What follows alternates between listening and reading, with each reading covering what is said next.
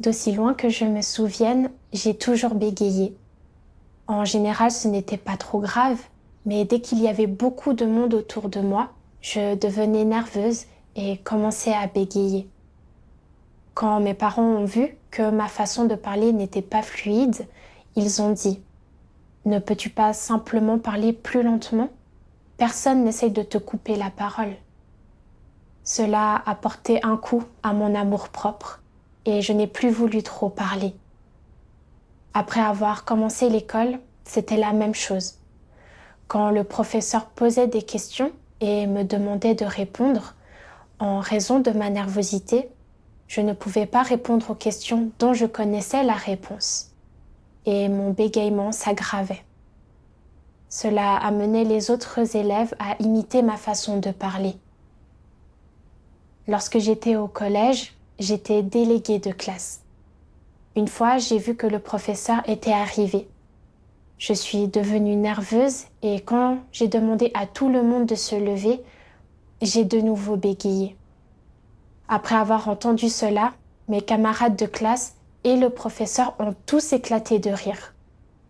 J'ai eu l'impression de n'avoir nulle part où me cacher et je mourais d'envie de trouver un trou pour m'y réfugier. En raison de mes sentiments d'infériorité, je ne quittais presque jamais la maison et ne parlais presque jamais. Après avoir commencé à croire en Dieu, les frères et sœurs ont vu que j'avais un problème de bégaiement et que je n'échangeais pas beaucoup. Alors ils m'ont encouragée en me disant: «Ne t'inquiète pas de ton bégaiement, parle simplement un peu plus lentement. Tant que nous pouvons comprendre, tout va bien.» Avec les encouragements des frères et sœurs, j'ai commencé à pratiquer l'échange. Peu à peu, je me suis familiarisée avec les frères et sœurs et je n'étais plus trop nerveuse quand je parlais. À ce moment, j'ai ressenti un sentiment de libération et de liberté que je n'avais jamais ressenti auparavant. Cependant, j'ai remarqué que pendant les réunions et les échanges, les frères et sœurs me demandaient souvent: «Qu'est-ce que tu viens de dire? Je n'ai pas compris. Peux-tu répéter cela encore une fois?» Les premières fois, je n'y ai pas trop prêté attention. Mais en les entendant me dire cela souvent, j'ai commencé à craindre qu'ils me méprisent, qu'ils disent que j'étais déjà une adulte et que je bégayais encore, et que je ne pouvais même pas parler clairement. J'étais devenue très nerveuse quand j'échangeais et par conséquent mon bégaiement s'était encore aggravé. Je me sentais très embarrassée et je craignais que les frères et sœurs pensent que j'étais inutile, que j'étais une idiote bonne à rien. Je ne voulais donc plus parler quand j'allais à des réunions par la suite. Je craignais que les frères et sœurs disent que je ne parlais pas clairement, qu'ils ne me comprennent pas. Une fois, alors que nous nous réunissions et que nous mangions et buvions les paroles de Dieu, j'ai gagné une certaine connaissance et j'ai voulu échanger. Mais dès que j'ai pensé à mon bégaiement, je n'ai pas osé échanger quand les mots ont atteint mes lèvres. J'ai eu l'impression d'être une extraterrestre. Les frères et sœurs pouvaient articuler leurs mots clairement, mais qu'en était-il de moi? Je ne pouvais même pas parler clairement. Dieu voudrait-il encore d'une telle personne? Peu à peu, je suis devenue de moins en moins disposée à parler pendant les réunions. Par le passé, j'avais gagné un peu de lumière en mangeant et buvant les paroles de Dieu. Mais maintenant, je ne pouvais échanger sur rien de tout cela. Les réunions se passaient vraiment lentement et j'en en retirais ni gain ni plaisir. Chaque réunion me donnait l'impression de me tenir devant l'échafaud, sur un lieu d'exécution. Pendant les réunions, je n'échangeais pas, à moins d'y être obligée, et si je ne pouvais pas vraiment m'y soustraire, j'échangeais quelques mots à contre-cœur. Je me sentais extrêmement réprimée et peinée, et je me plaignais même de Dieu et le comprenais mal, me disant: «Pourquoi les autres parlent-ils si clairement et de façon si fluide, alors que non seulement je ne parle pas de façon fluide, mais en plus je bégaye. Comment puis-je parler de façon fluide comme les autres frères et sœurs, afin que les autres ne se moquent pas de moi? Plus tard, au cours de l'élection de l'Église, les frères et sœurs m'ont choisie comme dirigeante. Je me suis dit, si j'accomplis des devoirs de dirigeante, je vais devoir interagir avec davantage de personnes. Cela ne signifie-t-il pas que davantage de frères et sœurs seront au courant de mon problème de bégaiement? Oublie ça, je ne peux pas le faire. Je ne veux pas continuer à me ridiculiser. Sur ce, j'ai rejeté le devoir. Plus tard, ma dirigeante a échangé avec moi et j'ai finalement accepté à contre-cœur. Cependant, à cause de mon bégaiement, j'avais toujours le sentiment d'être un cran en dessous des frères et sœurs et je vivais dans la négativité, incapable de m'en sortir. Chaque jour, je me sentais aussi léthargique qu'un paresseux. Je ne parvenais pas à trouver une quelconque énergie pendant les réunions et je n'étais pas disposée à échanger. Parfois, quand les frères et sœurs rencontraient des difficultés, je comprenais dans mon cœur comment ils devraient les résoudre. Mais je craignais de commencer à bégayer quand je parlais et qu'ils me méprisent et je ne voulais donc pas échanger. Je parlais simplement des problèmes avec la sœur qui était ma partenaire et lui demandais de les résoudre. Une sœur a vu que je n'échangeais pas pendant les réunions et elle m'a demandé ce qui n'allait pas. Et je lui ai parlé de mon état de sentiment d'infériorité à cause de mon bégaiement. Cette sœur m'a encouragée en disant « Chacun a ses défauts, mais ils n'affectent pas notre poursuite de la vérité. Ton bégaiement est causé par la nervosité. Fie-toi davantage à Dieu quand tu parles et ne sois pas anxieuse. Si tu parles un peu plus lentement, les frères et sœurs peuvent comprendre. » En entendant les paroles de cette sœur, je me suis sentie un peu plus réconfortée. Dieu avait utilisé cette sœur pour m'aider et je ne devais pas continuer à être négative à cause de mon bégaiement. J'étais disposée à inverser mon état et à affronter mes défauts correctement. Plus tard, d'autres sœurs ont également échangé avec moi. Je me suis rendu compte que j'étais nerveuse quand j'interagissais avec les autres, car je craignais que les gens disent que j'échangeais de façon médiocre. Tout cela était dû au fait que je me souciais trop de perdre la face. J'ai apporté mon état devant Dieu et j'ai prié, lui demandant de me guider pour comprendre mon problème. Un jour, pendant ma dévotion spirituelle, j'ai lu ce passage des paroles de Dieu. Dieu Tout-Puissant dit : au lieu de chercher la vérité, la plupart des gens ont leurs propres intentions mesquines. Leurs propres intérêts, leur image et la place, ou la position qu'ils occupent dans l'esprit des autres, sont pour eux d'une grande importance. Ce sont les seules choses qu'ils chérissent. Ils s'y accrochent de toute leur force et les considèrent comme leur propre vie.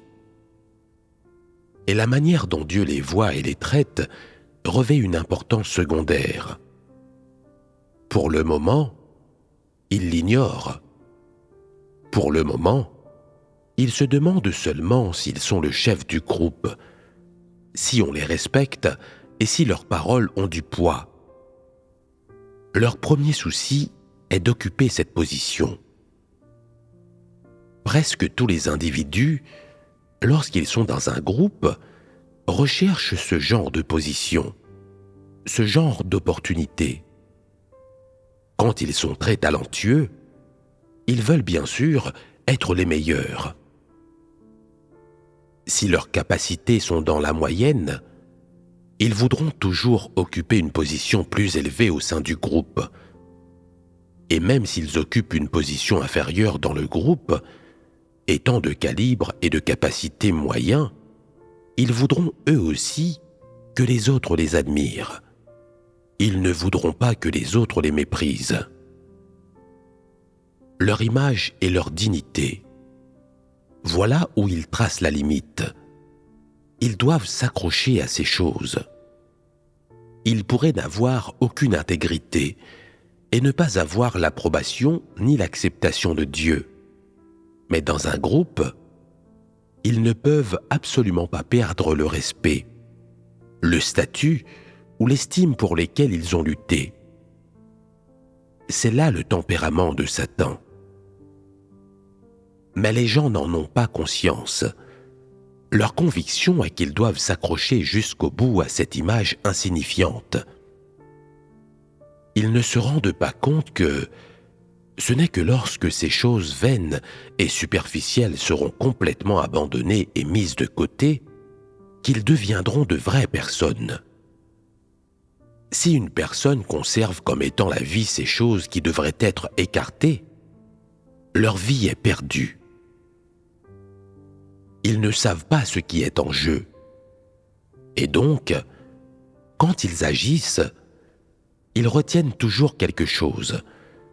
Ils essaient toujours de protéger leur propre image et leur propre statut. Ils les mettent en premier, ne parlant que pour leur propre fin, pour leur propre défense fallacieuse. Tout ce qu'ils font, c'est pour eux-mêmes. Ils se précipitent vers tout ce qui brille, faisant savoir à tout le monde qu'ils y ont contribué. En réalité, ils n'y sont pour rien, mais ils ne veulent jamais être laissés pour compte. Ils ont toujours peur que les autres les méprisent. Ils ont toujours peur que les autres disent qu'ils ne sont rien, qu'ils sont incapables de quoi que ce soit, qu'ils n'ont aucune compétence. Tout cela n'est-il pas dirigé par leur tempérament satanique ? Lorsque tu pourras te débarrasser des choses comme l'image et le statut, tu seras beaucoup plus détendu et libéré. Tu auras pris le chemin de l'honnêteté. Mais pour beaucoup, ce n'est pas facile à réaliser. Lorsque la caméra apparaît, par exemple, les gens se précipitent sur le devant de la scène. Ils aiment avoir leur visage devant la caméra. Plus on les voit, mieux c'est. Ils ont peur de ne pas obtenir une couverture suffisante et ils paieront n'importe quel prix pour avoir la chance de l'obtenir. Et tout cela n'est-il pas dirigé par leur tempérament satanique ? Ce sont leurs tempéraments sataniques.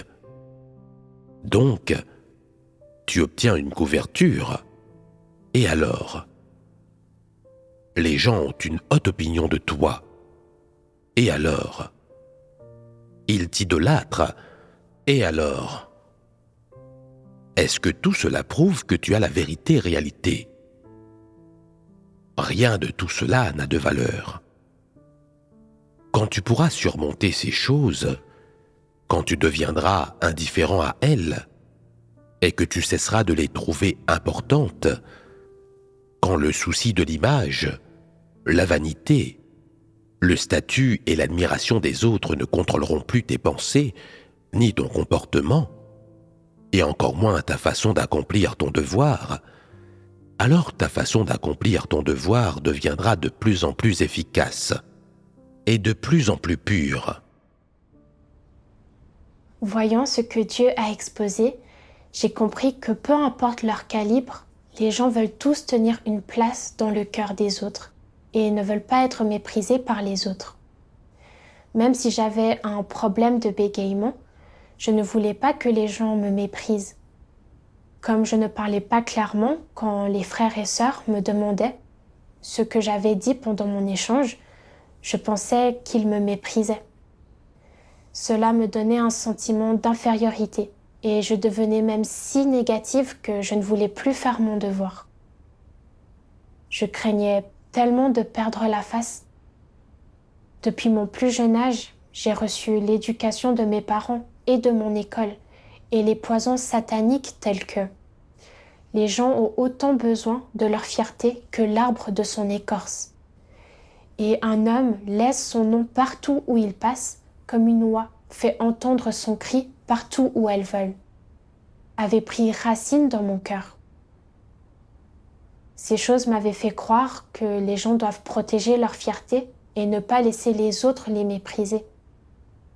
Quand j'interagissais avec des non-croyants, ils se moquaient de moi à cause de mon bégaiement. Afin de ne pas être méprisée par les autres, je ne quittais pas la maison et je ne parlais pas, à moins d'y être obligée. Même si je parlais, je ne prononçais que quelques phrases ou bien je me contentais de sourire et de hocher la tête. Si je commençais à bégayer quand j'interagissais avec les frères et sœurs, je spéculais dans ma tête en me disant « Que vont-ils penser de moi ? Que vont-ils dire de moi ?» Je pensais toujours que tout le monde me méprisait et je vivais avec beaucoup de douleur et d'oppression. Quand je mangeais et buvais les paroles de Dieu, je gagnais une certaine compréhension et une certaine connaissance. Mais je craignais de me mettre à bégayer en échangeant et que les frères et sœurs me méprisent. Alors je n'échangeais pas. Aussi, sans raison apparente, j'exigeais que Dieu me débarrasse de mon problème de bégaiement et j'utilisais même cela comme excuse pour ne pas faire mon devoir. Quand les frères et sœurs avaient des difficultés, je n'échangeais ni ne les aidais à les résoudre. Je n'avais pas mené à bien les devoirs qu'un être créé doit accomplir. Je n'avais aucune raison. Je contrariais Dieu et me rebellais contre lui. Même si les autres me tenaient en haute estime et que je jouissais d'une réputation éclatante, qu'arriverait-il alors ? Cela n'apporterait aucun changement à mon tempérament-vie, ne ferait que m'inquiéter de la façon dont les choses affectaient mon prestige et m'éloignerait de Dieu. En fin de compte, Dieu me détesterait, m'abandonnerait et m'éliminerait. Me rendant compte que protéger mon orgueil me causerait un aussi grand tort, j'ai cessé de me préoccuper de ce que les frères et sœurs pensaient de moi. J'ai seulement pensé à la façon de bien faire mon devoir. Un jour, j'ai lu ce passage des paroles de Dieu. Dieu Tout-Puissant dit : certains problèmes ne peuvent pas être résolus par les gens. Par exemple, tu deviens peut-être souvent nerveux lorsque tu parles aux autres. Lorsque tu es confronté à des situations, il se peut que tu aies tes propres idées et points de vue, mais que tu ne puisses pas les formuler clairement. Tu te sens particulièrement nerveux lorsque beaucoup de gens sont présents. Tu parles de manière incohérente et ta bouche tremble. Certains d'entre vous bégayent même. Quant à d'autres, si des membres du sexe opposé sont présents, vous êtes encore moins à même de vous exprimer, ne sachant tout simplement pas quoi dire ou faire. Une situation de ce genre est-elle facile à surmonter ? Non. À court terme, en tout cas, il n'est pas facile pour toi de surmonter ce problème parce qu'il fait partie de ta condition innée. Si après plusieurs mois de pratique, tu es encore nerveux, la nervosité devient une pression qui t'affecte négativement, te faisant craindre de parler, de rencontrer des gens, d'assister à des réunions ou de donner des sermons. Et ces peurs peuvent avoir raison de toi. Alors, que devrais-tu faire ? Tu peux réfléchir à la question et en parler avec les autres. Voir dans quel état d'esprit sont les autres lorsqu'ils rencontrent ce problème et comment ils le résolvent. Tu devrais également pratiquer de cette manière. Si tu as le sentiment que, après avoir pratiqué pendant 1 mois, ton état ne s'est pas beaucoup amélioré et qu'une sorte de pression émerge même dans ton cœur, te rendant de plus en plus nerveux, affectant ton travail normal, ta vie et l'accomplissement de ton devoir, alors inutile de continuer à t'entraîner. Faire ton devoir normalement est suffisant. Concentre-toi simplement sur le fait de bien faire ton devoir. Cela est correct. Garde cette lacune, ce défaut. Dans ton cœur, prie Dieu silencieusement. Puis trouve des occasions adaptées pour t'efforcer de parler et d'interagir avec les gens, en exprimant ce que tu veux dire de façon claire et systématique. De cette manière, ta lacune, ce défaut, s'améliorera progressivement. Après une année ou deux, à mesure que tu gagneras en maturité avec l'âge et que tu te familiariseras avec les gens autour de toi, il est possible que leurs regards, leurs opinions et l'atmosphère qui se crée quand tout le monde est ensemble ne génèrent plus de pression, de limitation ou de contrainte pour toi. Possiblement, ta lacune sera surmontée et résolue parmi ces gens. C'est là le type de personne qui souffre le plus gravement de ce défaut. Elle ne peut le surmonter qu'en se forgeant et en s'entraînant à long terme dans des environnements de ce type. Bien sûr, il y a également des gens qui résolvent progressivement ce défaut sur une courte période de 3 à 5 mois. Ils ne sont pas nerveux lorsqu'ils interagissent et parlent avec d'autres personnes dans des situations ordinaires, sauf lorsqu'ils sont confrontés à de grandes occasions. Par conséquent, si tu peux surmonter cette lacune, ce défaut à court terme, alors fais-le. S'il est difficile à surmonter, alors ne t'en préoccupe pas.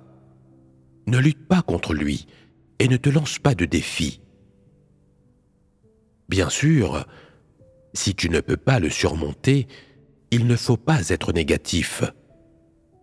Même si tu ne parviens jamais à le surmonter de ton vivant, Dieu ne te condamnera pas, car ce n'est pas ton tempérament corrompu. Ton trac, ta nervosité et ta peur, ces manifestations ne reflètent pas ton tempérament corrompu. Qu'elles soient innées ou causées par l'environnement plus tard dans la vie, elles sont tout au plus une lacune, un défaut de ton humanité.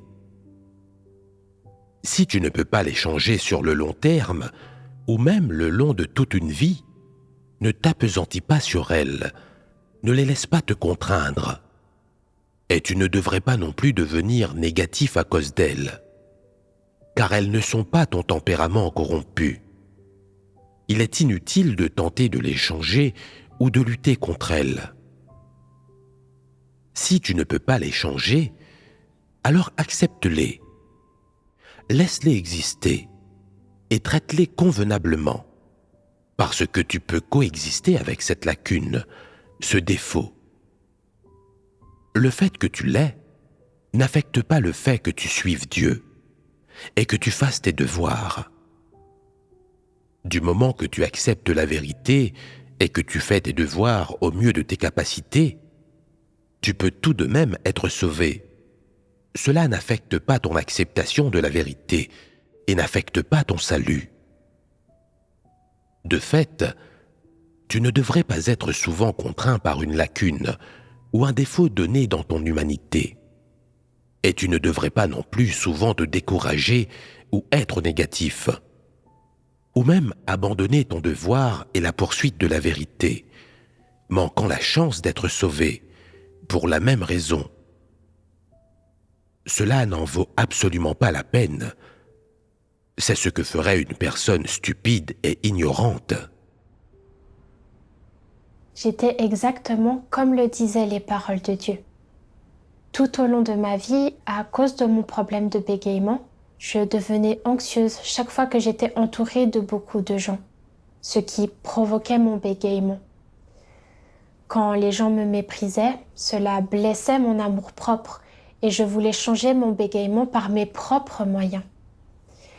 Mais les choses ne se sont pas passées comme je le souhaitais, ce qui m'a amenée à devenir de plus en plus négative et au final, je ne voulais même plus faire mon devoir. Je me plaignais même que Dieu ne m'aidait pas à régler mon problème de bégaiement. Maintenant, j'ai compris que mon bégaiement est une chose avec laquelle je suis née et je ne peux pas le vaincre uniquement parce que je le veux.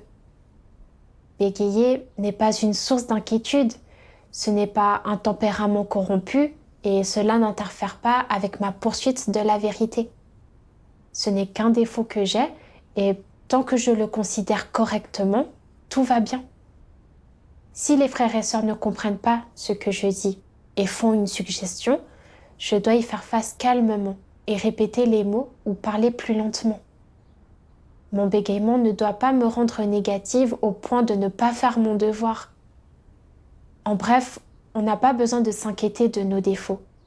On doit les vaincre si on le peut, et si on ne le peut pas, on doit faire face à nos problèmes calmement, en continuant à échanger et en faisant notre devoir comme il se doit. Il n'est pas nécessaire d'être contraint par le bégaiement. Par le passé, je n'étais pas capable de considérer correctement mon problème de bégaiement.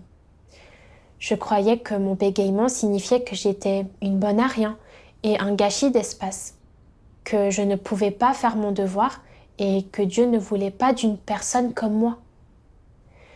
Mais pendant tout ce temps, l'Église ne m'a jamais privé de mon droit de faire mon devoir à cause de mon bégaiement. C'était moi qui ne pouvais pas considérer ce défaut correctement, me mettant toujours en porte-à-faux avec lui. Quand je ne réussissais pas à le surmonter, je devenais négative et je me plaignais. En fait, quand je n'ai plus cherché à changer délibérément mon bégaiement et que j'ai parlé un peu plus lentement, les frères et sœurs ont pu me comprendre et j'ai pu faire mon devoir normalement. Ce n'était pas du tout comme je l'avais imaginé, que je ne pouvais pas faire mon devoir à cause de mon bégaiement. Toute ma vie, j'avais toujours été affectée par mon problème de bégaiement. Mes camarades de classe se moquaient de moi et mes parents ne m'aimaient pas. Tout ce que je recevais, c'était de la froideur et de la discrimination. Et je vivais avec une très faible estime de moi-même. Cependant, après que j'ai commencé à croire en Dieu, Dieu a utilisé les frères et sœurs pour m'aider et m'encourager. Et il a utilisé ses paroles pour me guider quand j'étais négative et que je souffrais, me permettant de sortir de cette négativité. J'ai maintenant compris, profondément par l'expérience, que c'est Dieu qui aime le plus l'homme. Mais je m'étais toujours plainte de Dieu et l'avais mal compris. Je lui étais tellement redevable. En pensant à cela, je suis venue devant Dieu et j'ai prié. Ô Dieu, grâce à tes paroles, je comprends qu'avoir des défauts n'est pas source d'inquiétude et que cela ne signifie pas non plus que je ne peux pas faire mon devoir.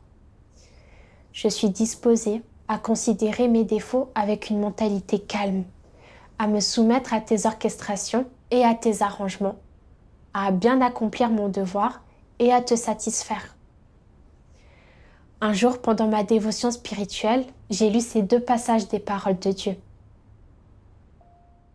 Dieu Tout-Puissant dit : les gens devraient se départir de ces notions et de cette imagination à propos de l'œuvre de Dieu.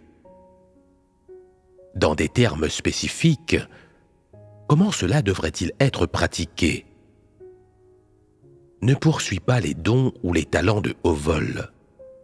Et ne poursuis pas le fait de changer ton propre calibre ou tes instincts, mais plutôt le fait de faire ton devoir selon les exigences de Dieu et de faire chaque chose selon ce que Dieu demande en fonction de ton calibre, de tes capacités, de tes instincts existants, etc. Dieu n'exige rien qui soit au-delà de tes capacités ou de ton calibre. Tu ne devrais pas non plus rendre toi-même les choses difficiles. Tu devrais faire de ton mieux selon ce que tu connais et ce que tu peux atteindre, et pratiquer conformément à ce que te permettent tes propres conditions. Si la raison de ton humanité est normale, tu devrais faire face à tes lacunes et défauts de manière correcte. Tu devrais les reconnaître et les accepter. Cela est bénéfique pour toi. Les accepter ne signifie pas être contraint par ces choses. Cela ne signifie pas non plus être souvent négatif à cause d'elles, mais plutôt ne pas être contraint par elles. Reconnaître que tu es simplement un membre ordinaire de l'humanité corrompue, avec tes propres lacunes et défauts, rien dont tu puisses te vanter. C'est Dieu qui élève les gens pour qu'ils fassent leurs devoirs. Dieu qui entend insuffler sa parole et la vie en eux, afin de leur permettre d'atteindre le salut et d'échapper à l'influence de Satan. Cela est entièrement dû au fait que Dieu élève les gens. Tout le monde a des défauts et des lacunes. Tu devrais permettre à tes défauts et à tes lacunes de coexister avec toi, sans les éviter ou les dissimuler, ni te sentir souvent opprimé en toi, ou même te sentir toujours inférieur. Tu n'es pas inférieur. Si tu peux faire ton devoir de tout ton cœur, de toutes tes forces et avec tout ton esprit, au mieux de ta capacité, et que tu as un cœur sincère, alors tu es aussi précieux que l'or en la présence de Dieu.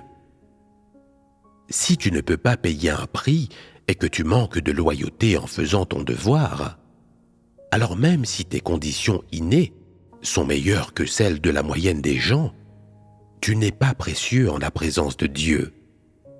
Tu ne vaux même pas un grain de sable. En lisant ces paroles de Dieu, tout est devenu clair. Chaque personne a des défauts et des imperfections. Avoir un défaut n'est pas un problème et on devrait apprendre à le laisser tomber et à le considérer correctement. Mon problème de bégaiement a été ordonné par Dieu et je n'avais pas besoin de me compliquer la vie en essayant constamment de le changer. Il me suffisait d'avoir un cœur pur et honnête et de donner tout ce que j'ai pour bien faire mon devoir. Par le passé, je craignais toujours que si je bégayais quand je parlais, les frères et sœurs me méprisent et je voulais donc me débarrasser de ce problème de bégaiement. Maintenant, je devais me soumettre aux orchestrations et aux arrangements de Dieu et considérer mes défauts correctement. J'ai pensé à l'expérience d'une sœur dont j'avais entendu parler auparavant. Elle avait un problème de bégaiement pire que le mien. Elle bégayait tout le temps quand elle parlait et il était difficile de comprendre ce qu'elle disait. À l'époque, il y avait une église qui souffrait d'arrestation par le Parti communiste et tout leur travail était à l'arrêt.